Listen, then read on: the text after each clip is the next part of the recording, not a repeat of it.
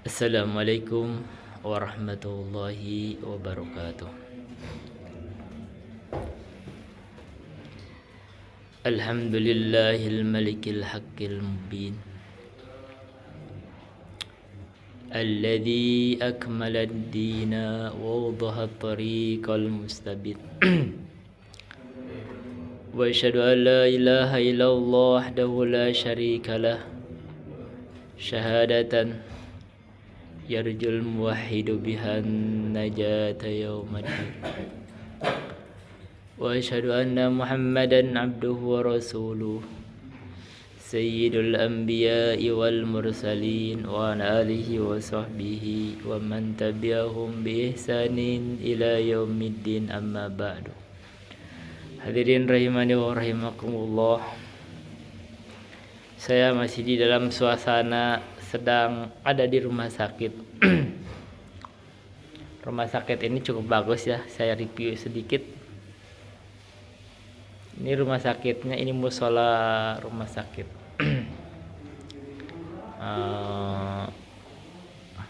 Untuk rumah sakit yang terdekat dengan saya adalah ini termasuk yang kelihatannya bagus, secara pelayanannya juga cepat kemarin. Rumah sakit Juanda Kuningan. Oke, ini review saya terhadap rumah sakit. Ini rumah sakit Juanda Kuningan. Nanti akan saya tag rumah sakitnya. Ada musolahnya, dan saya juga mendengar itu siang atau pagi kemarin itu bahkan ada beliau pembacaan doa, ada yang membacakan doa dari doa pagi, dan doanya juga bagus. Tipikal doa yang diucapkan oleh Ahlus Sunnah. Oke, baik. Jadi saya merekomendasi berarti ya. Secara prinsip ini recommended. Satu. Yang kedua, kalau malam kemarin malam itu saya membuat tag video untuk hari kemarin, dan sekarang untuk sekarang kita perlu mengisi waktu untuk dimanapun kita berada. Dan alhamdulillah saya mungkin tidak, ya sekarang kita tidak bahas usul fikih, tapi kita, karena saya tidak ada kitabnya di sini sekarang, tapi kita ya isi waktu dengan ya tausiah singkat. Saya masih alhamdulillah karena setiap hari saya masih punya kegiatan pribadi yang apakah dari hafalan. Handphone saya juga berisi ratusan kitab. Ini kalau Anda tahu, ada ratusan kitab di handphone saya. Jadi ya sembari saya menunggu, kadang menunggu yang gak pasti dan gak jelas ya. Saya juga di sini sembari kemarin membaca syarahnya Ar-Arba'in An-Nawawi dari Ibnu Daqiqil Id. Itu baru sampai 10 hadis. Isinya tuh bagus ya, kalau baca syarahnya Arba'in Nawawi ya dari Ibnu Daqiqil Id, itu tampak bahwa beliau itu mensyarah hadis itu berdasarkan pemahamannya salaful ummah, ahlul hadis. Itu berarti saya merekomendasi syarahnya Arba'in Nawawiyah Ibnu Daqiqil Id, itu bagus. Dan saya juga kemarin membaca Alfiyah Ibnu Malik di bab munada, karena saya pengen mempertegas kalimat di dalam pembacaan munada. Kan ketika dibaca di hadis nomor ada hadis itu dibaca, di situ ditulisnya ya Robbu. Nah, kita ngelihat kadang-kadang kita bisa ya Robbu, ya Robbi. Kita ingin melihat kembali itu dari catatan Alfiyah Ibnu Malik. Tapi ya kita bukan hanya itu, kita baca semuanya dari syarahnya Ibnu Utsaimin. Dan itu syarahnya Utsaimin, di dalam beliau itu Syekh Utsaimin itu kokoh ya di dalam ilmu bahasa Arab. Beliau punya syarahnya terhadap matan Ibnu Jurmiyah juga sama Alfiyah Ibnu Malik. Jadi, kokoh di dalam bahasa Arab, itu luar biasa ya Syekh Utsaimin. Dan guru kami di sini membuat daurah juga ada pelajaran daurah, saya belum sempat menyimaknya itu, tentang usul fikih, usul tafsir tuh beliau ada sama ada dua dari Syekh Utsaimin itu. Kita sudah kehilangan ulama besar ya. Terus jadi itu kita mengisi waktunya dengan membaca-baca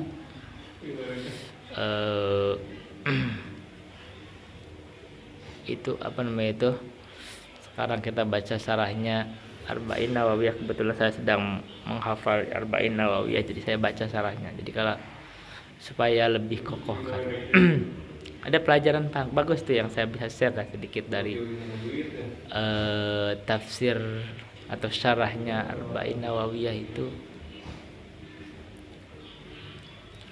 Yang paling bagusnya beliau itu berbicara itu tentang bab nasihat, itu bagus itu. Beliau membahas nasihat, pembahasan nasihat, katanya nasihat itu secara bahasa Arab katanya ikhlas.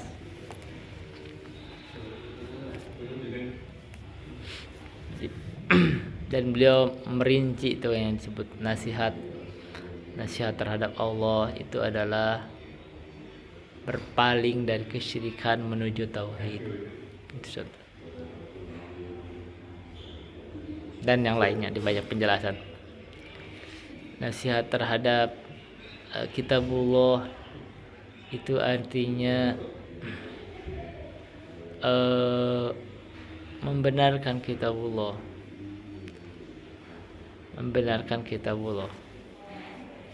tidak melakukan takwil atau pengalihan makna dari kitabullah itu. Itu pembahasannya sejalan saja pembahasan dari ahlul hadis. Dan beliau juga ada kalimat yang bagus terhadap ketika mensyarah di Arba'in Nawawiyah nomor berapa? 8 ya. Kata beliau itu hadis Ibnu Umar itu, ini jalan ahlul hadis itu, bahwa kita itu hanya dipinta untuk dengan keyakinan yang jazim untuk mengucapkan la ilaha illallah, itu cukup.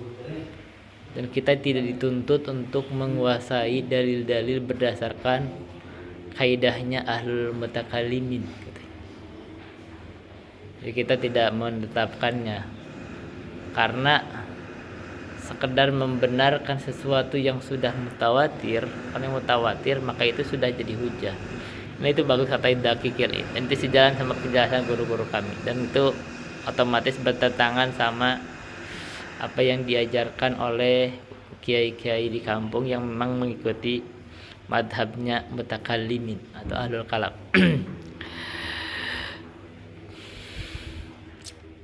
Jadi itu kita isi waktu selain membaca syarah ya kita mengisi waktu ya.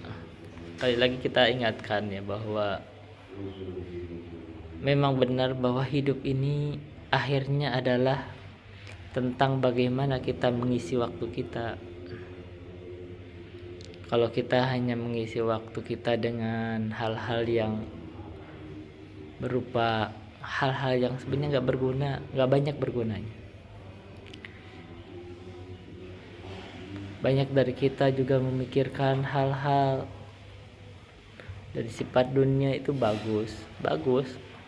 Hanya saja kalau terlalu dalam di dalam mencintai dunia ini, ternyata kita itu akan terlalu berat untuk meninggalkan dunia ini juga. Dan padahal akhirnya nanti kita itu akan meninggalkan dunia ini, ternyata kita itu akan merasakan yang paling bermanfaat itu adalah kita membawa tauhid. Artinya kalau kita itu tidak terlalu bersungguh-sungguh di dalam memupuk tauhid itu, memahaminya, mempelajarinya, mengamalkannya, terus terpatri di dalam diri, yaitu dikhawatirkan Ini saya cerita juga tuh ke saudara. Dia khawatirkan justru itu yang eh, tidak membantu dia untuk membawa la ilaha illallah, apalagi jaminan misalkan mengucapkan la ilaha illallah di akhir kalam. Maka saya itu memberikan nasihat.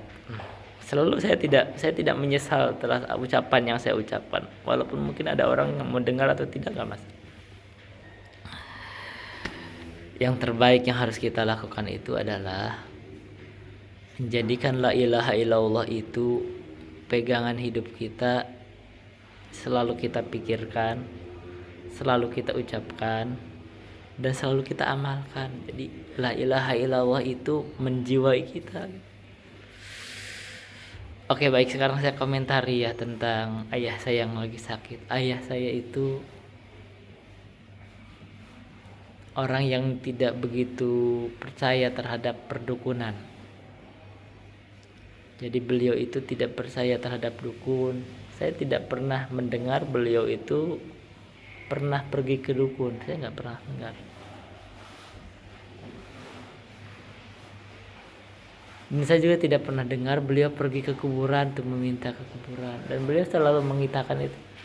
Jadi selalu mengatakan iya karena bodoh, iya karena sain. Kelihatannya beliau kan ya karena beliau pernah tinggal di kota, mungkin ada ustadz yang dari Muhammadiyah kelihatannya yang mengajarkan kepada beliau masuk mungkin. Kalau diperhatikan kan kalau pengajarannya dari Kiai NU kan lebih senang ke kuburan. Nah itu kan kadang-kadang ada yang sampai meminta ke kuburan kan. Itu Kiai NU banyak gitu. Tanpa sadar jamaah ada yang meminta ke kuburan. Kalau ayah saya memang karena sering di kota, mungkin ada ustadz yang menyampaikan masuk mungkin, maka beliau itu nggak pernah pergi ke kuburan untuk misalkan ke wali-wali, itu nggak pernah. Dan secara tegas saya sering mendengar bahwa ya dari ucapan beliau ya mengucapkan iya karena bodoh, iya karena stain dengan tafsir yang benar, itu tafsir la ilaha illallah. Artinya yes, ini yang paling berharga yang saya saksikan dari ayah saya adalah la ilaha illallah. Inti dari la ilaha illallah itu adalah itu, tidak meminta kepada selain Allah. Dan kelihatannya saya tidak pernah melihat ayah saya juga tidak punya jimat.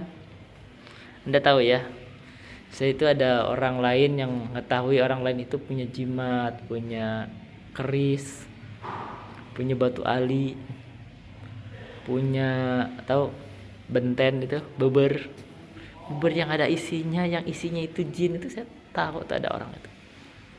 Tapi ayah saya itu enggak. Dan tahu kalau misalkan tahu gak hukum itu? Hukum yang pakai begitu kan sebenarnya bisa syirik akbar atau syirik asghar. Tanpa merasa salah juga dan bercerita, saya bertapa ke sana ke sini, pengen kaya, dapatnya ini. Lah, terus kamu tapanya minta ke siapa? Turun ular gitu. Mintanya ke siapa ini? Kalau kita perhatikan di masyarakat Sunda itu,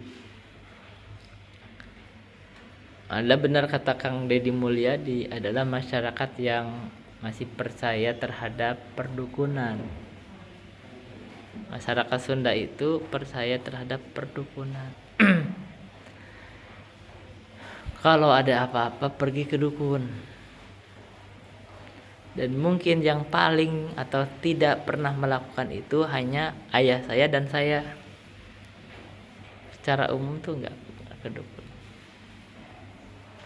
Dan dalam sehari-hari memang kadang-kadang juga masyarakat Sunda itu, walaupun kadang kiai, ada perhitungan-perhitungan yang sebenarnya menghitung sesuatu itu bukan dari ajaran Islam ya. Misalkan hari ini hari kita harus melakukan itu tuh di hari anu, karena hari anu adalah naas. Itu kalau secara hukum itu berat itu kalau dalam tinjauan tauhid ya. Kalau kita belajar, karena itu sama dengan mencela waktu. Kata disebut la tasubud dahra wa anna dahru, kata Allah gitu.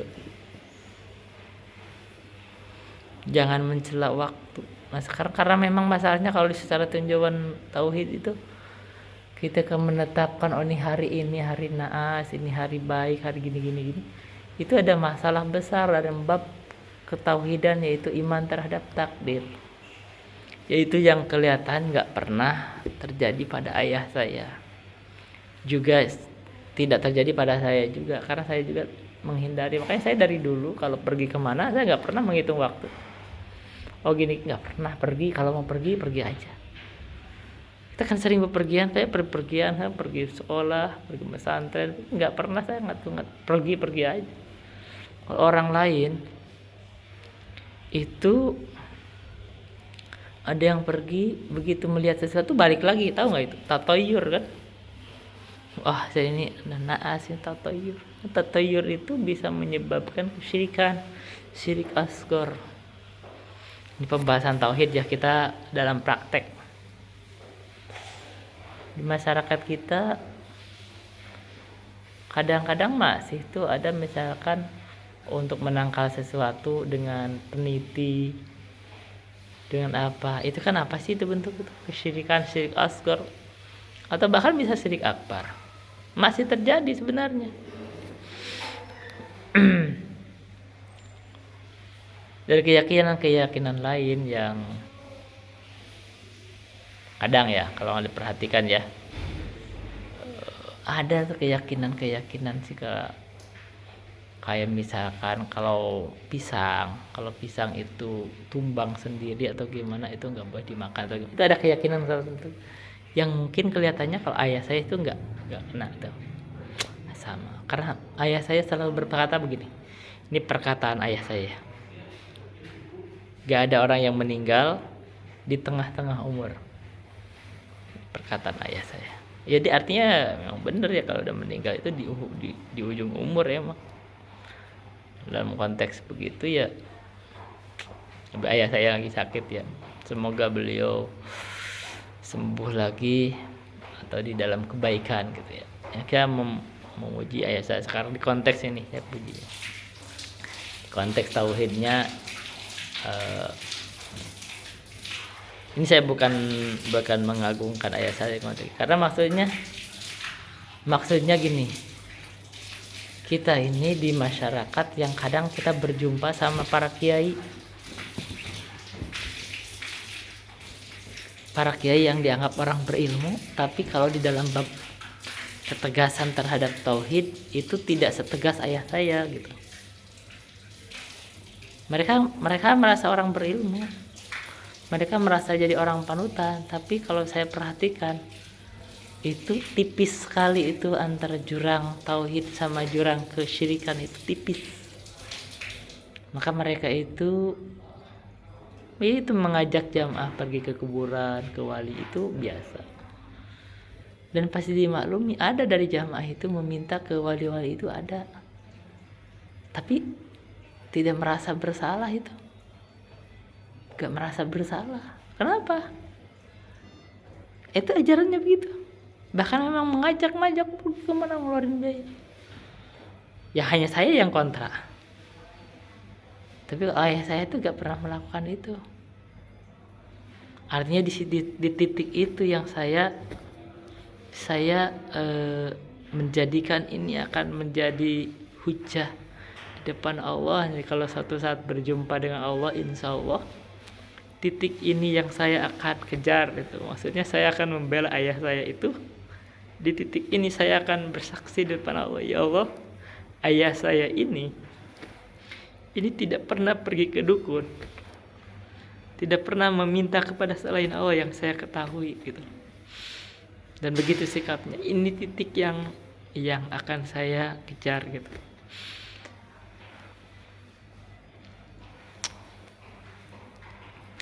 Dan ya memang ini adalah, ya saya berusaha yang terbaik apa yang bisa saya lakukan untuk menyempurnakan ibadah ayah saya. Karena saya sering komentari ini dan itu ya. Manusia itu tidak akan pernah sempurna. ya atas hal yang ada kekurangannya dari ayah saya ya. Ya namanya juga manusia yang orang awam ya, kadang tidak begitu sempurna secara keilmuan. Ya agak sulit kalau orang udah tua gitu, memang benar nih pelajaran. Kalau orang udah tua itu disikap ya, pelajaran itu sebenarnya agak sulit mengajari orang yang sudah tua itu.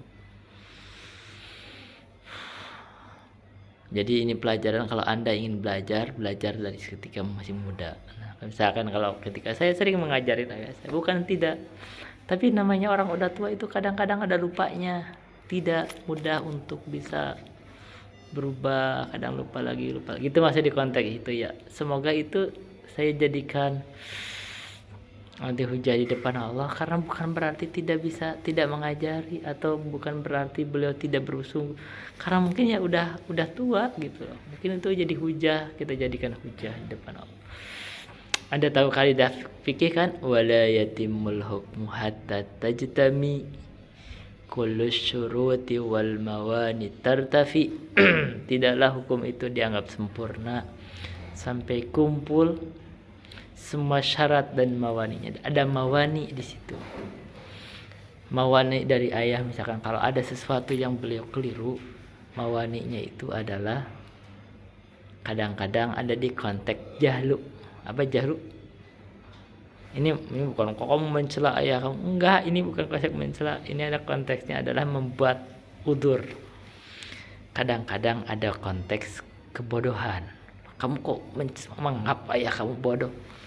Ini kalau orang salah paham ya begitu. Ketika ada sesuatu kekeliruan dilakukan dan orang itu ada jahlu, ada kebodohan.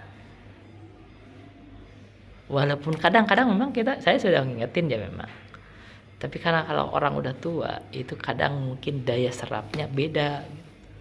Ketika bahkan daya pelajaran itu tidak begitu masuk karena sudah tua alasannya, dan akhirnya tidak bisa berubah, maka ini jadi mawani. Tahu mawani? Mawani itu penghalang dari suatu hukum. Artinya ini pelajaran. Saya insya Allah di depan Allah ini akan saya jadikan hujah bahwa atas kekurangan yang mungkin terjadi pada ayah saya,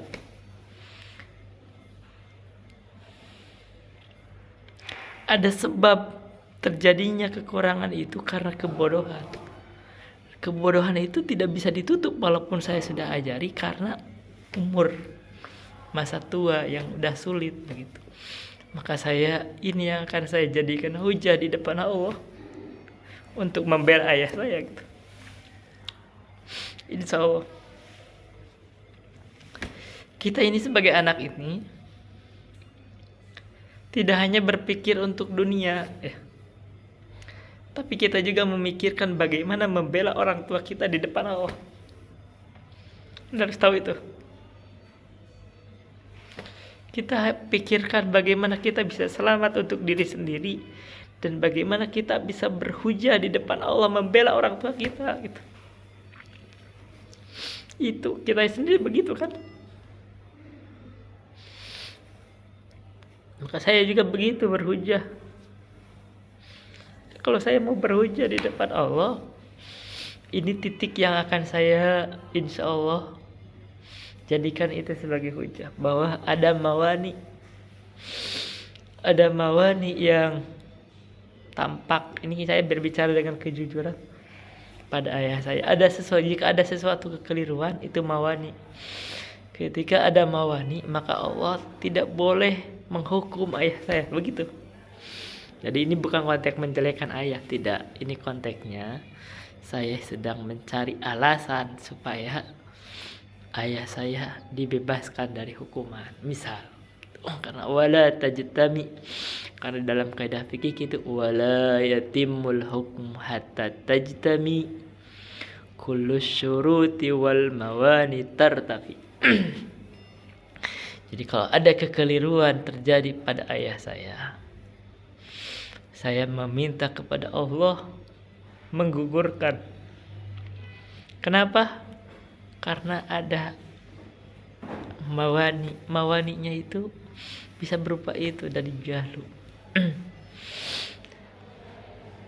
Walaupun sudah saya ajarin, tapi kan kamu sudah ajarin. Iya, umur itu loh jadi pelajarannya. Umur itu ketika sudah umur yang sudah masa tua itu tidak mudah, beda sama anak muda gitu loh.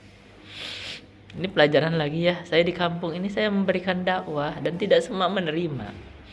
Bahkan di balik tidak menerimanya itu ada yang memang berusaha untuk menghalangi dakwah. Padahal ini adalah sedang ditegakkan hujah atas mereka. Andaikan mereka tidak menghalangi dakwah saya, terus tidak bisa masuk karena masa tua, maka mungkin itu jadi utur bagi mereka gitu. Tapi kalau menghalangi memang berat. Ya kenapa kamu menghalangi gitu? Andaikan misalkan tidak paham atau karena masa tua otaknya tidak masuk, mungkin itu jadi udur gitu. Tapi kalau menghalangi itu memang masalah berat dan itu terjadi. Apalagi dilakukan anak muda, usianya masih muda lah, masih bisa bercerna. Kenapa tidak mau beradu argumen gitu loh? Harusnya beradu argumen gitu loh, adu argumen gini. Ini jadi akal ilmu, tapi beradu argumen kagak mau, melakukan tindakan-tindakan yang tidak produktif. Misalkan apalagi seperti menguasai musola, supaya tujuannya supaya melemahkan saya, supaya saya tidak ada pengaruh sama sekali, supaya saya juga jadi bingung sholat berjamaah, jadi bingung kok dikuasai orang luar tidak punya keutamaan. Akhirnya kita kadang tidak punya hak. Kalau kita berjamaah orang yang nggak punya hak, saya juga bingung akin kedudukan berjamaahnya gimana. Bingung juga, kecuali memang orang yang setempat ya. Kalau wilayah sendiri ya boleh gak mah. Nah ini masalah disayangkan. Tapi ya kemarin saya katakan ya, saya tidak akan pernah mendoakan mereka jelek untuk mereka, enggak. Ya Allah menyiksa mereka terserah Allah. Allah memaafkan mereka terserah Allah juga, ya hak Allah. Ya tapi kalau ada mereka misalkan ada sesuatu meninggal atau apa, ya saya akan mendoakan. Saya kalau sempat ya saya bisa sholat menyolati mereka. Ini karena ini sunnah yang saya ajarkan. Kita itu harus sholat menyolati mereka kalau mereka meninggal misalnya. Wa sunnatu ada man mata min ahlil kiblati sunnatun. Ini kaidah kan. Sholat jenazah maksudnya menyolati atas orang yang meninggal dalam keadaan Islam itu sunnah. Jadi kalau tidak mau menyolatinya itu bid'ah. Saya itu menganjurkan untuk sholat ya. Saya tidak bilang tahlilan gitu loh. Lah kalau misalkan kenapa misalnya oke baik nih. Kenapa nih Ustadz Mamat nih tidak mau tahlilan tapi mau sholat? Iya itu artinya ini sunnah. Sunnahnya itu adalah menyolati. Karena menyolati mayit misalkan itu adalah bentuk syafaat. Tapi kalau tahlilan itu bukan syariat Islam. Tahlilan, mengerjakan tahlilan itu bukan syariat Islam.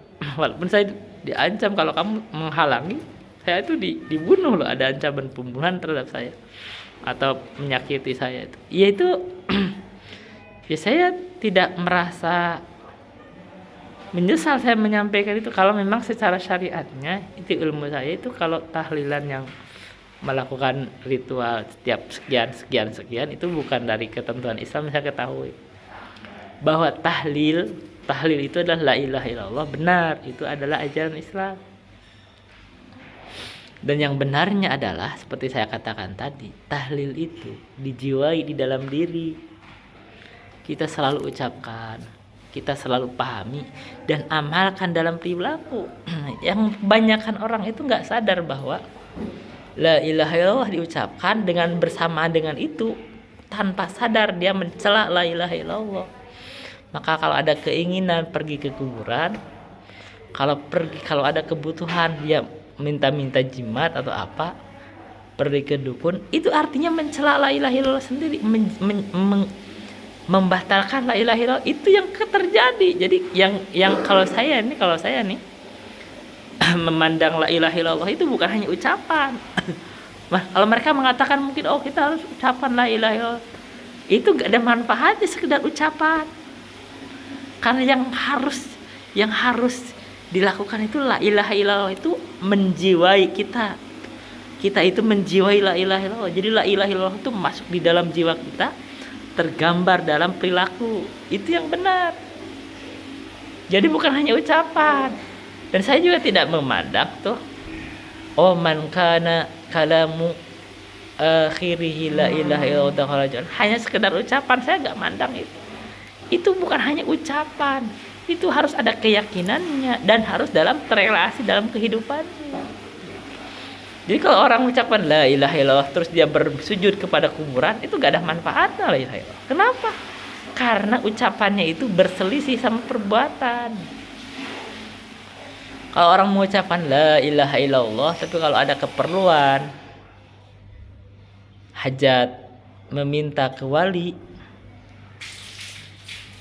melakukan pesugihan misalkan ya, itu gak ada manfaatnya la ilaha. Saya walaupun mengucapkan la ilaha, karena kamu mengucapkan sesuatu yang kamu gak paham gitu.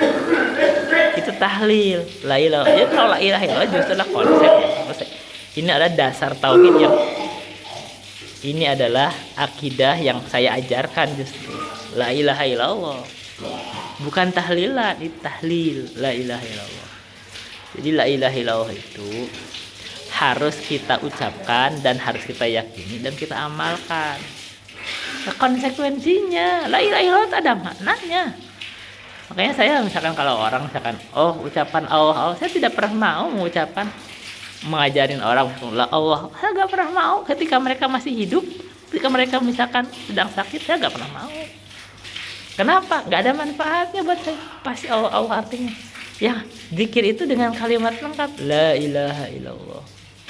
Takut gini-gini, saya enggak takut gini-gini, itu was-was. Diperintahnya begitu, la ilaha illallah lengkap. Dan itu kembali lagi lah. La ilaha illallah itu bukan hanya ucapan, tapi harus terrealisasi dalam kehidupan. Anda misalkan gini nih. Anda kita gambarin nih, saya sayang sama orang tua saya. Tapi kalau kamu tebas orang tua saya sayang sama orang tua terus kamu bunuh gitu, kamu saya enggak. Saya sayang orang tua terus kamu bunuh orang tua kamu gitu, ditebas. Itu kamu hukumnya tuh kamu hukum membunuh orang tua. Iya kan? Walaupun ucapannya saya sayang, itu sayangnya tuh gak bermanfaat. Karena itu sayang palsu, paham gak? Sama dengan la ilaha illallah. La ilaha illallah itu ada maknanya. Tidak ada sesuatu hal yang hak diibadahi kecuali Allah. Maka kamu jangan beribadah kepada Allah, kepada selain Allah. Hanya kepada Allah saja yang berhak kamu ibadahi. Nah, ketika kamu mengucapkan la ilaha illallah, tapi bersamaan dengan itu kalau ada keperluan pergi ke dukun, kalau ada keperluan minta ke wali, itu kamu gak ada manfaatnya la ilaha illallah.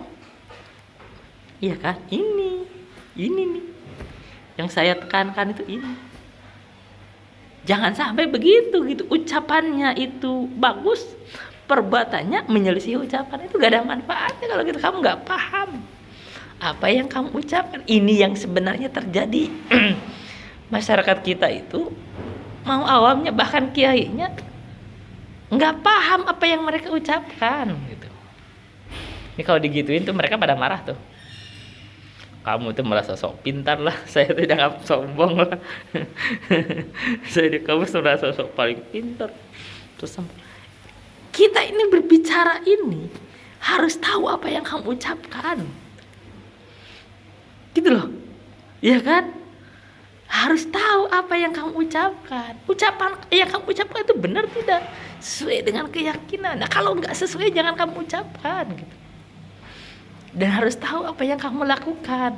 Yang kamu lakukan sesuai dengan ucapan enggak atau menyelisihi gitu loh. Nah, ini kan mereka nggak sadar itu. Mereka asal ngucapin aja, mereka nggak tahu apa yang mereka ucapkan. Kadang-kadang menyelisihi la ilaha illallah. Iya kan? Itu. Nah, apalagi dalam bahasa Arab loh. Dikira kalau bahasa Arab ini bagus semua gitu. Kalau bahasa Arab terus kembali nih domirnya kemana, itu bisa masalah. Makanya kita belajar nahwu tuh bener-bener tuh di situ supaya kamu gak akan salah paham. Nih, ketika saya nih belajar nahwu, saya nggak mau mengucapkan itu karena ada batil Ya saya berjalan di atas ilmu. Nah, kecuali kamu ucapannya begini, ganti domirnya gini-gini gitu loh. Mereka itu walaupun para kiai ya, nggak tahu juga, nggak paham dengan itu. Mereka ngucapin sesuatu yang mungkar tanpa mereka sadar. Kenapa? Karena ikut-ikutan. Karena mereka nggak paham apa yang mereka ucapkan. Gitu. Nggak direnungkan, oh yang diucapkan. Jadi asal ngikuti. Oh ya, ya saya gak mau ngikuti. Loh kok kamu kagak mau ikutin? Saya gak mau ngikutin kebiasaan mereka. Karena kebiasaan itu saya bongkar dengan ilmu. Kalau sesuai saya jalankan, kalau enggak saya tinggalkan. Ucapan-ucapan itu saya bongkar semua. Secara ilmu, berbagai ilmu itu dibongkar. Begitu nggak sesuai saya tinggalin gitu. Karena saya tidak mau mengikut-ikutan. Nah, ini penyakit. Bahkan oleh kiainya, oleh santrinya sering mengucapkan sesuatu yang mereka bahkan tidak paham isinya apa. Ini penyakit ini. Oh kan saya guru-guru. Guru kamu kagak belum mikir, kamu langsung ucapin aja. Harusnya dipikirkan lagi itu. Tapi ya, ini kebiasaan saya tuh, makanya saya tidak senang ada ucapan dari Ustadz Ai Faisal Setiadi. Karena memang begitu berhujahnya, tidak boleh seseorang itu mengamalkan ayat-ayat sama hadis ditotor langsung kecuali kamu mujtahid mutlak. Ini ucapan nggak boleh dari mana? Nah, itu saya bantah. Yang tidak boleh itu kalau kamu kagak paham. Emang bener sih. Di dalam usul fikih, kalau kamu tidak paham, fasalu ahlad dzikri in kuntum la ta'lamun. Tapi kalau kamu sudah paham, artinya kamu sudah ada ilmu di situ. Paham maksud ayat ini muhkam, ya kamu amalkan. Loh kalau kamu, karena kaidahnya gak boleh mengamalkan ini, gak boleh mengamalkan ini, kamu gak ada manfaatnya baca Quran. Kamu gak ada manfaatnya baca hadis, gak perlu. Kamu tinggal ikut-ikut pendapat fulan sama fulan. Akhirnya begitu akibatnya. Tapi memang kalau ngelihat dari argumen dari kitabnya beliau itu, saya baca tuh selanjutnya, karena berhujah dengan ayat walau ruddu,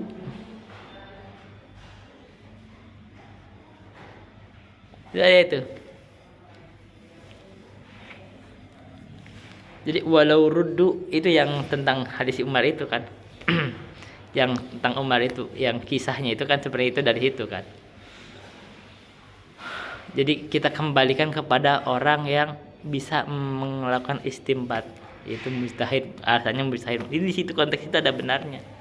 Jadi kalau kamu benar-benar jahlun, ya, kalau kamu benar-benar bodoh, itu memang benar kamu nggak bisa mengamalkan langsung Al-Quran, nggak bisa, benar di konteks itu benar. Jadi ulamanya sih benar, ucapannya ada benarnya. Kalau kamu benar-benar bodoh, nggak bisa kamu mengamalkan langsung Al-Quran itu. Kalau kamu benar-benar bodoh. Tapi kalau kamu benar-benar, kalau kamu sudah paham ayatnya, ya artinya kamu harus mengamalkannya. Artinya sebenarnya di konteks ini kita harus mendefinisikan ulang namanya mujtahid mutlak itu apa. Ini kelihatan masalahnya tuh di sini mujtahid. Mereka itu menggambarkan mujtahid mutlak adalah seorang sosok agung yang kelihatannya kita tidak mungkin mencapai. Kita tidak mungkin, kita bukan mujtahid mutlak. Kita hanya mengikuti mereka.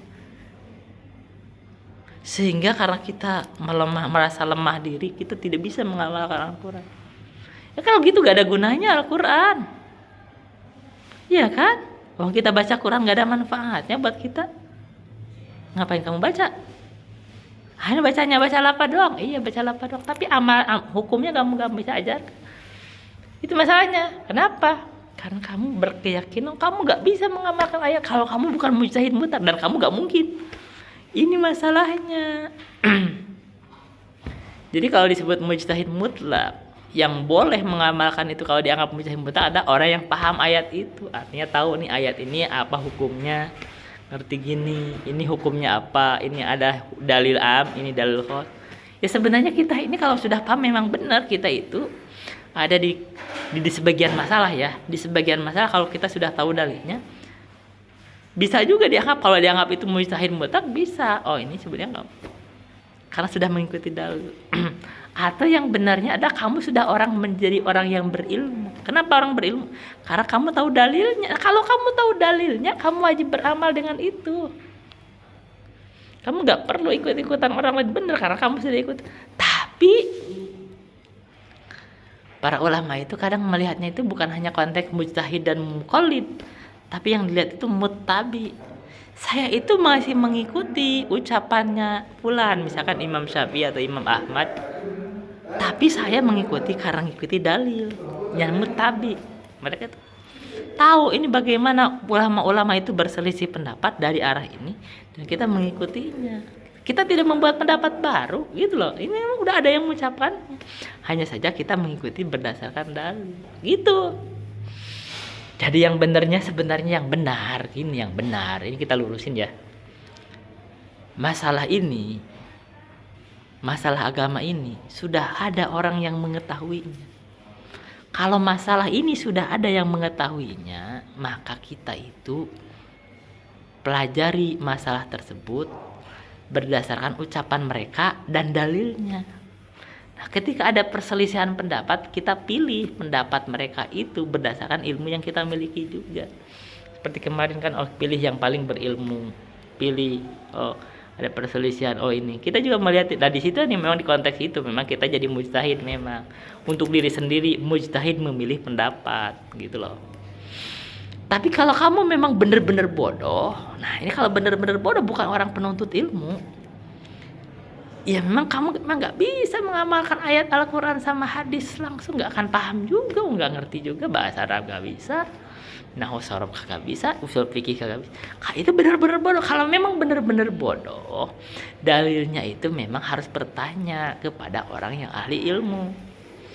Karena Allah berfirman, fas'alu ahla dzikri in kuntum la ta'lamun. Kalau kamu benar-benar bodoh, kamu memang nggak bisa berhujah dengan ayat. Kamu benar-benar bodoh, nggak punya ilmu. Ya kan, kamu nggak bisa juga. Kalau kamu berhujah dengan ayat pun kamu akan keliru juga. Kamu akan berhujah bukan pada tempatnya. Nah, kalau itu keadaannya, memang hujah kamu itu bertanya kepada ahlul. Kamu harus tanya ahlul ilmu. Jangan tanya kepada orang yang sok berilmu. Masalahnya adalah ketika orang-orang yang bodoh itu, yang nggak paham itu, menjadikan orang yang dianggap berilmu sebenarnya bukan orang berilmu juga. Orang yang dianggap berilmu itu bodoh juga sebenarnya gitu loh. Bener, dia nggak ngerti dalil juga, nggak ngerti cara berdalil. Itu artinya orang bodoh bertanya ke orang bodoh, terus ikut-ikut orang bodoh. Ya itu susah kalau gitu caranya. Itu susah. Kesalahannya memang kita itu harus tahu siapa orang berilmu itu. Harus tahu orang yang berilmu itu orang yang mengetahui Al-Quran dan As-Sunnah. Berarti dia harus sering baca Al-Quran dan dia paham tuh gini, dia ngerti pendalilannya, ngerti bagaimana berdalilkannya, dia ngerti ucapan. Nah itu baru orang berilmu. Ini, nah kalau orang jadi berilmu, wajib beramal sesuai ilmunya. Kalau saya ini sudah orang berilmu. Ya, kita harus tahu ini bukan sombong. Kita mendeklar sebagai orang berilmu itu bukan sombong. Saya ini memahami kedudukan diri. Maka kewajiban saya mengikuti ilmu saya gitu loh. Jangan ingin menundukkan saya untuk mengikuti kamu yang nggak berilmu. Nggak, kamu itu memerkosa saya, itu namanya.